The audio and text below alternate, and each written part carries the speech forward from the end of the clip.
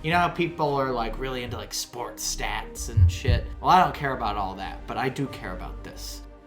Good evening, morning, whatever time you're watching or you're listening to this. I am here today with my best friend Christian, and he has decided to put his hat in the ring for predicting the 2024 Oscar nominations, and no one else is doing that, only him. Sure. I'm sure there's no one discussing this, but I only care about this man's opinion. Variety, The Big Picture, The Hollywood Reporter, Vanity Fair. But there is me. And, you know, in my opinion, that's all that matters. We're just going to do like the big 8 of the nominations. Best Adapted Screenplay, Best Original Screenplay, Best Actor, Supporting, you know, all of those. Last year, there were 45 options to get it right. He only got 33. Considering I would probably have not gotten 33, I feel like that's a fairly good number. I don't know. I didn't try last year. My thing is, to put this into perspective, Best Actress last year. Who the hell, A, expected Andrea Riseborough for To Leslie? I guess I should have, because there was some murmurs. More baffling to me, though, because I actually thought that performance was very good. It was just a very small movie. Who on earth expected Ana de Armas to make it to the finish line for that movie? It's a 3-hour piece of torture porn, which I guess is why she got nominated. It didn't look like fun, I'll tell you that. I thought we were all in agreement that, like, no. But I guess there was admiration for it. So, Best Actress, I kind of took an L, but, you know, I need people to know that I'm actually kind of a lunatic when it comes to this. You know how people are, like, really into, like, sports stats and shit? Well, I don't care about all that, but I do care about this. I take months to prepare and read the tea leaves as much as I can.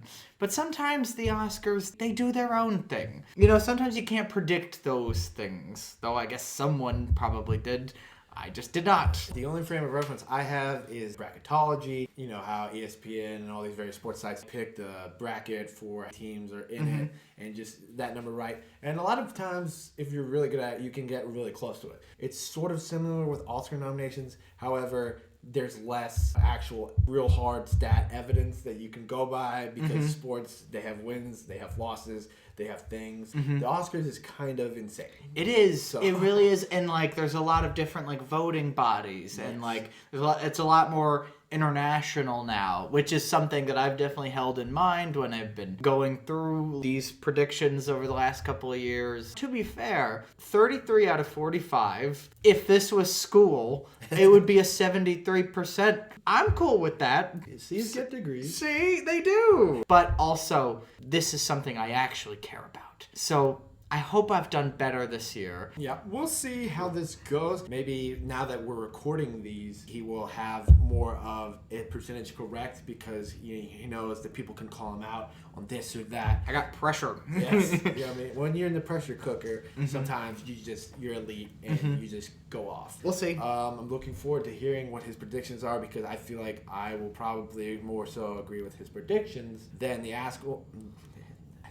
The assicle. Then the actual. It's like an ass icicle. Then the actual Oscar nominations. I gotta tell you guys, this morning in Indiana, it was 1 degree. I'm sure there were plenty of assicles. We'll start with Best Adapted Screenplay. This is what I'm pretty confident in. I have American Fiction, Barbie, recently claimed to be an adapted screenplay because it is not an original thing. It's not like Barbie the toy was written for this movie. It was a product that was around for a long time. But, like, from an Oscar standpoint, I was just like, I wish this had just stayed original, but also it makes total sense that it's an adapted. I feel like you can't be mad either way. Yeah, can. I totally get it. Okay. So we got American Fiction, American Fiction, Barbie, Killers of the Flower Moon, Oppenheimer, and Poor Things. I mean, I don't see how it could be anything else. I don't either, unless this category shakeup thing comes back to bite Barbie. And you think it gets left off? I think that would be bananas.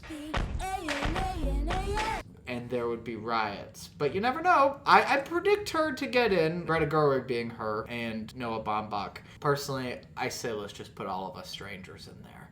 Let's just do it. That one's adapted. Yeah, it's an adaptation. Yeah, I mean, and I feel like if anything's going to sneak in, that would probably be the thing. I do too.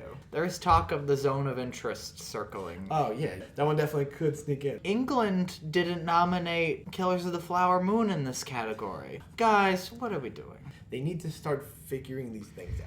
Look, you're my people. Get your shit together.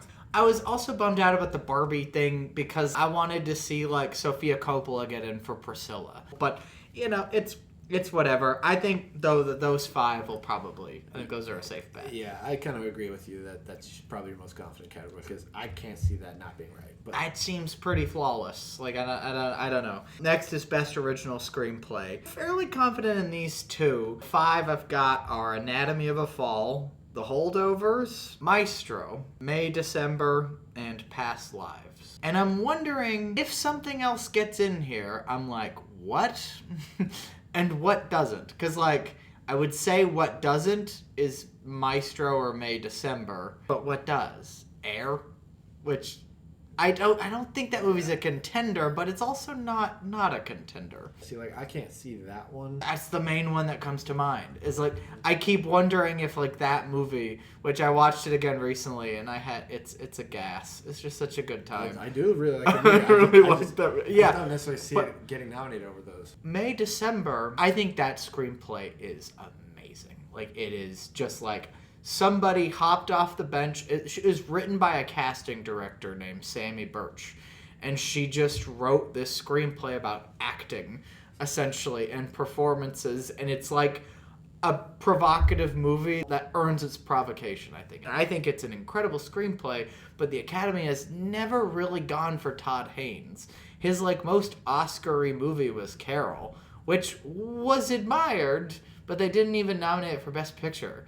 And they had up to 10. There was 8. There was 8 nominees for Best Picture. Yeah, I don't understand why they do that. And then a lot of years it's like always 10, and then sometimes it's like, Yeah. we didn't want to give love to 2 more movies. All right, Best Supporting Actress. I have Danielle Brooks for The Color Purple, Penelope Cruz for Ferrari, Jodie Foster for Naiad, Julianne Moore for May, December, and Davine Joy Randolph for The Holdovers.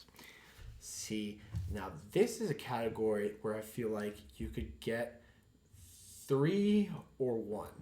That's exactly it. I know, because I left off a big one who's been appearing throughout the award season. And I left her off because she's never been nominated for an Oscar. She's been great for a long time. And I don't think this is her best work. And I just don't see it. But also, if the hype surrounding this movie is real, she will get in and I will look silly. It's Emily Blunt for Oppenheimer. Yeah, I don't think she's making it. I don't either. But I don't know. I don't either. But the thing is, like, I don't think there's a chance in hell you get all 5 right, just because it's like not that you picked 5 bad people. Mm-hmm. It's just that there's like 20 that you could probably put in there. I don't know. Penelope for Ferrari was a swing. Could happen though. That's how crazy this is. And that's the same thing with Jodie Foster, yeah, who all could happen. I should mention has not been nominated for an Oscar since Nell. And she doesn't really act that much anymore. And she also has True Detective Night Country on, which I watched the first episode of that thing. The first 10 minutes, I was like, yes, we are back. I think what I have here makes sense. Unless they're really... Because May, December, since the Golden Globes, has not done very well. No SAG nominations, no BAFTA, which is filthy, frankly. But, you know, I have it so then it's like 3 Oscar winners just in the middle there. And then I have Danielle Brooks for The Color Purple, who I thought was wonderful. I prefer Taraji P. Henson in The Color Purple, personally. That's just my... But and I feel the same way about the original Color Purple. Like, there's all that hype for Oprah's performance, who is great, but, like, I prefer the Margaret Avery performance in that movie. But I get Danielle Brooks and Davine sandwiching 3 Oscar winners. And it just makes, I don't know, it makes the most sense to my eyes. What are some of the other ones? Sandra Hüller is in The Zone of Interest. I think you're probably right to leave that one off. I'd say so. Taraji. I would also say, I don't know how much of a contender All of Us Strangers is, but like Claire Foy, I would say, should definitely be in there. Rosamund Pike for Saltburn. That's another movie that is like, is it there? A lot of people are seeing it, which may help it. And, you know, like, I'm just gonna throw this out there. We are really making a boo-boo by not nominating Rachel McAdams for Are You There, God? It's Me, Margaret. That's kind of the one I'm really hoping shows up. Is that the To Leslie of this year? I'm really hoping it's just really surprised, and it's like Rachel McAdams. That is a perfect performance. It really is. It's a perfect performance in a movie that, again, was pretty universally loved. Maybe we'll get more right than I think, because from what you've been saying, maybe supporting actress is easier than some of the other acting categories, but I feel like Rosamund Pike is a sneaky one. She's the best performance in that. Well, her and Barry, of course, but yeah, but like, I don't know. The Barry thing is a whole other argument. Yeah, it is. But yeah, what do you have for Best Supporting Actor? Best Supporting Actor. Okay, yes, let's move up. This year, guys, so good. I mean, like, we are back. This is the one where I feel like you could 1,000% realistically nominate like 15 guys. And I agree. It wouldn't be crazy. This is the hardest one for me personally. Sterling K. Brown for American Fiction, Robert De Niro for Killers of the Flower Moon, Robert Downey Jr. for Oppenheimer, Ryan Gosling for Barbie, and then Mark Ruffalo for Poor Things. Okay, so you left out Melton, right? I left off Melton, who is in my 5. Right. I think he's exceptional. That was a tough cut. But I was also, like, looking at those 5, I was like, do you cut De Niro? Like, I was like, that doesn't... Yeah, it's also weird. Because, like, Charles Melton's the one who's been getting the most acclaim for May, December, with good reason. Like, I think that performance is remarkable. But I also, there's just, the hype for that movie has just dwindled for the last couple of months, and personally, I don't get it, but, you know, it is what it is, I guess. The Poor Things vote is tricky. Because I'm like, are they going to go with Dafoe? Are they going to go with Ruffalo? Not give it to either one of them? I don't know. I think both of those performances are pretty great. I wouldn't know who to choose. I give the edge to Ruffalo because he's in it a bit more. But I also feel like maybe Dafoe is more beloved. You don't think Sessa sneaks in? That's another one. If The Holdovers is a giant contender, which I kind of think it is, he could. But whose spot does he take? I mean, like, this one, you cannot possibly be wrong. No. By picking 5 from this year, like, pretty much. I feel like the ones that have been talked about, there's none that I would be upset with. It's just, like, there's some that would be the most excited to see sneak in, like Dominic Sessa. He's so good. But, like, also I can see him being left off just because there's so many really good performances this year. But I feel like it would be, like, really cool if he got in because that's his first performance and he is like so good. Like, Paul Giamatti has been great forever and he just holds his own with them and just like effortlessly. The trouble is, I don't know of those 5 who doesn't get in. And so Oscar is gonna Oscar and somebody's gonna get left off. I can see the world where Charles Melton gets in, but I can also see the world where Dominic Sessa gets in like a Lucas Hedges in Manchester by the Sea kind of way. He got very little recognition that entire Oscar race. And then that morning, he got it. And he should have. He's terrific in that movie. But I don't know. I cannot wrap my head around it. I guess we're going to find out in a couple of days or so. What if they don't even nominate Gosling? What if that's the twist? He's also been done dirty so many times. What do you have for Best Actress? Best Actress. All right. I also think this one's pretty good. I don't know. I don't like to be arrogant, but like I think I got it. I don't know. Do you think you got over 33 or under? I think this year I might have over. I think I do. Best Actress. I have Lily Gladstone for Killers of the Flower Moon, Sandra Hüller for Anatomy of a Fall, Carey Mulligan for Maestro, Margot Robbie for Barbie, and I have Emma Stone for Poor Things. I think this is pretty good prediction-wise, but also, like, obviously there's still so many that got left off that could have also been there. The big one, I think, is probably Greta Lee that could sneak in there. You're telling me. Should be in there, but, like, it's all debate. You're telling me. I think that movie deserves way more than it's getting. It's just a really good year for movies. Like, it really was. I think that movie's a masterpiece, and it should be getting more love than it is. So if Greta Lee is to sneak in there, does she get the Mulligan spot, or does she get the Robbie spot? See, I would prefer her to get the Mulligan spot, but but I could also see it being maybe objectively better if she gets the Robbie spot. But I feel like I'd rather it's the Robbie kinda spot. I know you would. But I like that movie. I think she's great in that movie. I don't think anybody else could have done it. That's why I think it should. It's be nominated. really undeniable. It's undeniable. I need to rewatch it. And then you just hear how many times they tried it with this actress and this actress. Mm-hmm. And you're like, what a disaster this movie would have been if it was Amy Schumer or Gal Gadot. Like, Margot Robbie is just like the perfect. Those were the two of them I saw mentioned. I thought Anne Hathaway at one point too. Yeah, and who she would have been also good. would have done it pretty she would well. probably killed it, Yeah. especially if it was made around the time she was probably being pitched. Yeah. But yeah, I just think like it's incredible what she did, and like granted, there's a lot of incredible performances this year. I just think I would rather have her over Mulligan. But look at it this way though. Robbie produced Barbie. Yeah, so she'll technically get nominated, probably either way. Yeah. Who else would be possibly left off? I have to shout out my queen, Natalie Portman. That's one. Fantasia would be one that could sneak in. Fantasia I don't necessarily could. think she will. I don't either. But that would be probably another name if we're mentioning the 10 that could easily be nominated. That wouldn't be surprising. She did get in BAFTA. Yeah. So I guess that That would be one. TBD. Best actor. It depends on just how well my beloved maestro is about to do. I have no idea. People loathe this movie. I am very alone on my island. But I have Bradley Cooper for Maestro, Paul Giamatti for The Holdovers, Cillian Murphy for Oppenheimer. I do have Andrew Scott for All of Us Strangers. And then I have Jeffrey Wright for American Fiction. So you think they're going to leave Leo off? I do.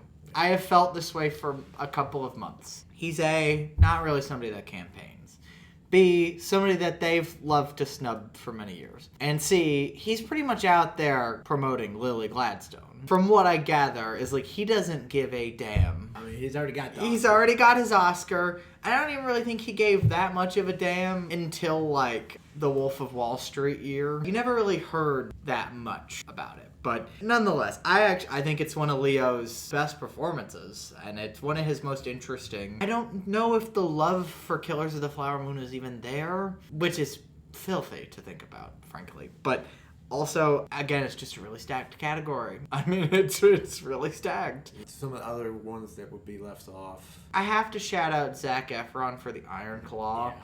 I mean, that's an incredible performance. We're not doing it. Dale, you for Past Lives. Yeah. Would be another one. It's a great in the performance. conversation. I feel like it's a pretty good predictive list, but I would definitely hope Leo's in there, but obviously it wouldn't be the end of the world if one of these guys got some shine that Leo has been getting for quite a while. Andrew Scott will either make it or break it. That's the thing. I assume he's gonna get it. It's just that's one of my swings. I remember I listened when the Golden Globe nominations were unveiled, and when his name was said, it was like the only time that there was like cheers in the room. Not even any of those other people, but Andrew Scott for All of Us Strangers got applause. So I feel like there's something there. It's, again, though, let us see these things. It's mid-January. This thing came out a month ago. Like you've seen it, but like wider release. Yes. And like allow people to not be as confused when some of this stuff gets nominated because it's good stuff. It's just you can't see it. Maybe my eyes deceive me. Andrew Scott wasn't even nominated in England, though. That's really weird. That is so weird, because that movie got quite a few nominations. So that seems kind of like a ballsy prediction to put him in there. It kind of is. But, you know, I don't know. Maybe a spoiler. Coleman Domingo for Rustin. Yeah, it's a big one. Which is a very mediocre movie that he elevates. I've been on the Coleman Domingo hype train since Euphoria season 1. He's a great actor. I'm really in. I love Zola. Watched it again last night. Had a hell of a time. He could very easily, though. He's been really well liked and really good for a long time. He is. Recently here. I feel like that would definitely be probably the biggest chance to be in there other than DiCaprio. Yeah. The Andrew Scott slot. Or maybe Bradley Cooper doesn't get in. I mean, maybe they're like, guys, are we really going to put him through this again? He doesn't even have to show up.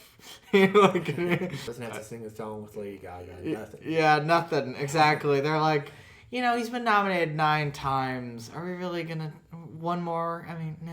All right, we'll go to Best Director. My predictions are Greta Gerwig for Barbie, Christopher Nolan for Oppenheimer, Alexander Payne for The Holdovers, Martin Scorsese for Killers of the Flower Moon, and Justine Triet for Anatomy of a Fall. So you leave off Yorgos, right? I do leave off Yorgos. That's my swing. That's a big one that could be left off. I don't necessarily disagree with the 5 he picked. I just feel like maybe it's going to be Payne getting left off probably versus Yorgos. I can see that. I can see it. However, I don't know. No one does. I don't know. But, like, I also do think, though, that The Holdovers, man, that movie is a contender. Because now that Barbie's not winning original screenplay, it's The Holdovers, right? Or is it Anatomy of a Fall? I don't really know. I believe that Giamatti is in it. And I think Divine Joy Randolph, she's going to win. And if that wins screenplay as well, I say Best Picture, y'all look out. He's been nominated for 3 Best Director Oscars. I wouldn't put it out of the realm of possibility. He also got nominated for the DGA. I think it's pretty much that group up for it, other than Celine Song could sneak in.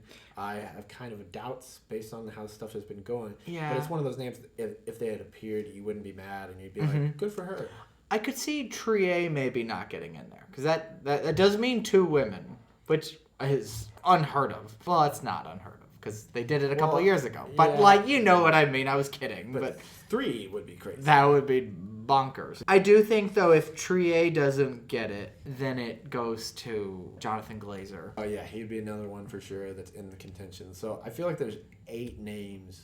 Yeah. 8 or 9 names that are very reasonable possibilities. It's a good year for movies, people. We shall see. It was a really good year. All right, well, that takes us to Best Picture, which I admit aligned completely with the PGA nominations that came out last week, but I made these before those came out. Allegedly, that's ignorant. It's true. It's true. So my nominees are American Fiction, Anatomy of a Fall, Barbie, The Holdovers, Killers of the Flower Moon, Maestro, Oppenheimer, Past Lives, Poor Things, and The Zone of Interest. Yeah, I mean, that sounds good. Sounds all right. Another question mark is The Color Purple. Like, is that a contender? I don't think so. Even though I thoroughly enjoyed it, it's just a little bit too late. It's not really been popping up in these places where it needs to. So I would say it's not, but I wouldn't rule it out. I feel like that's a pretty solid list. Color Purple would be on the border, like you said. Across the Spider-Verse obviously had some sort of early buzz about maybe being one of those rare animated movies that sneaks in, and it's kind of died down since then, of course. And then Boy and the Heron, I feel like, would be another similar kind of conversation. Yeah, for that, for sure. That could theoretically sneak in. May, December. Yeah, and obviously, like you said earlier, that hype's kind of died down. Is so that movie a contender? Like, is it? I don't know. In my opinion, All of Us Strangers should be in there. That movie would be nominated in multiple categories in a lesser year, but this year is not. I would probably say, for me, least deserving would probably be Maestro and then Barbie. I mean, I don't feel like these are really as egregious as in years past. No, I don't either. Sometimes where something gets nominated and you're like, oh yeah, Vice was nominated for Best Picture, and Yeah. that was like 5 years ago, and who remembers that? Vice was nominated for Best Picture the same year that Bohemian Rhapsody was nominated for Best Picture. And I should also mention that First Reformed was on the board, and we just didn't. They got one nomination. They got one nomination. Yeah. Why are we so invested in this thing? Or is it me more than you? Yeah, so I'd like to clear this up. I am not as invested in it. But it's interesting because, like, this stuff technically stands the test of time because it is the Oscars. It is. And those nominations are going to be there forever. So I enjoy the kind of trying to figure out what gets left on and left off kind of a thing. And I guess we'll see what makes it. So to me, the Oscars, and I think about this a lot. You remember in Brokeback Mountain when he's like, I wish I knew how to quit you? That's me to the Oscars. I wish I did. But you know, and I told myself because I was deeply annoyed after last year's and the year before. You weren't. I can't help myself. I can't help it. I am who I am. But like, I remember in 2021 when Anthony Hopkins got it over Chadwick Boseman, which was bananas. That's why.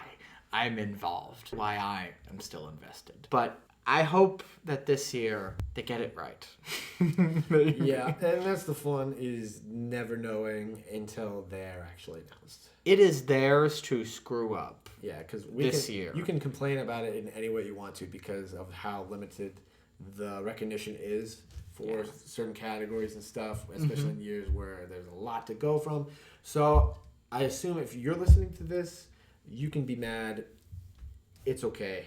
Like, it's not going to be wrong to be mad or happy, because this is absolutely a really good year that I feel like I just don't know what's going to happen. Either they're going to follow the path that's been laid out for them, or it's all just going to explode. Like, I don't know. I have faith in them this year. I'm opening my heart. Let us know what you all think will be nominated, what will make you the happiest if it makes it on, what will make you the most upset if it makes it on. You know, basic things like that. I guess we'll see what gets nominated on Tuesday, and that'll probably be one entire day after this video is posted. So it'll be pretty quick that we'll know. I hope that was coherent and you all enjoyed it. It's the first time with the new mic, the new setup.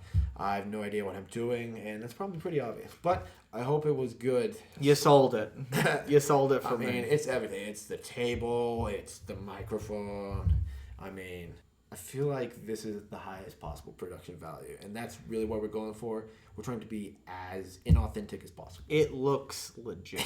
It really does. Yeah, basically, the whole point of this is just me being able to talk about movies with my best friend. So that's what we're doing, and this gives us the opportunity to do that. And if you liked what you heard, I guess give this a like, subscribe.